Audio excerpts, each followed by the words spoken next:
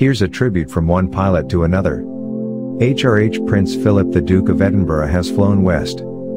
His initial training, back in 1953, was on a de Havilland Chipmunk, and he received his wings flying a Harvard.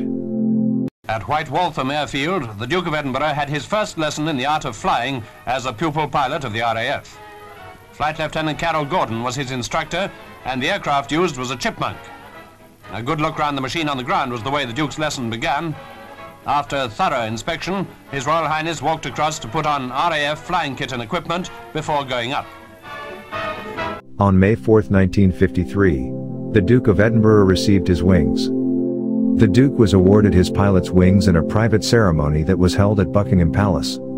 Air Chief Marshal Sir William Dixon, Chief of Air Staff, presented the Prince with the award.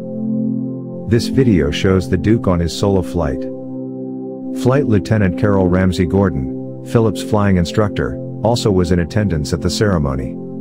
He watched as the Duke completed 3 solo circuits and landings at White Waltham Airfield in Berkshire. Philip's Harvard aircraft was complete with 5 stars, signifying his rank of Marshal of the Royal Air Force. The wings were awarded by an officer that was junior in rank to the recipient, which was a first. It was also a first that an officer with senior rank was given the award. Pilots become eligible long before they obtain such an elevated rank. Prince Philip, although awarded his wings, at that time was not allowed to fly multi-engine aircraft. Therefore, he was not permitted to fly himself and Her Majesty on short jaunts to Balmoral or Sandringham. Also, the government at the time was not in agreement as to the Duke flying with the Queen alone. Philip earned his helicopter wings with the Royal Navy in 1956, and in 1959 he gained his private pilot's license. After accumulating 5,986 hours flying in 59 various types of aircraft, the Duke hung up his aviator glasses in 1997.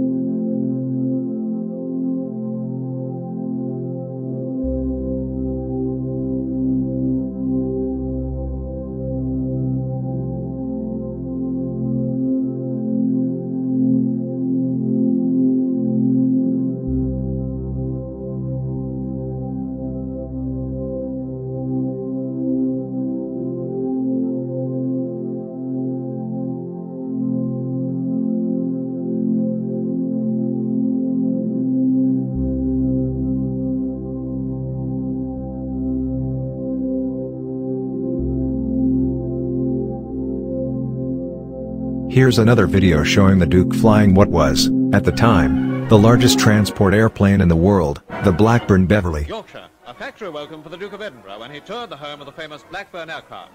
The production lines are chiefly centred on the Blackburn Beverley, the world's largest freight-carrying aircraft, while of historical interest was the Blackburn B-2, an RAF trainer of the 30s, and a 1912 monoplane.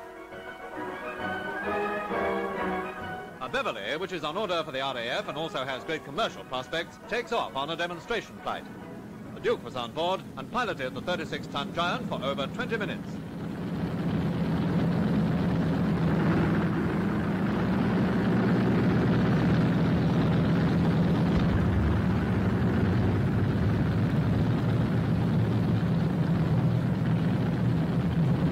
After the plane had returned to base, the company's chief test pilot, Mr. Tim Wood, was full of praise for the way in which the Royal pilot had handled the monster aircraft.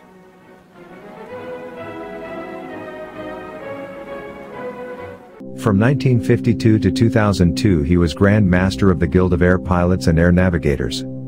He was also the long-standing patron of the Air League, and I was honored to receive the Air League Scott Farney Gold Award for services to aviation from the Duke at a ceremony at St. James's Palace in London in 2008, as at that time I had achieved 64 Fédération Aéronautique Internationale approved flight records. At the time he asked me, "Well, what are you going to do next?" I simply said, "Set more records, sir." I then went on to set more records, reaching a total of 101 FAI world records and 377 British national records, the greatest number of aviation records ever set by a British aviator.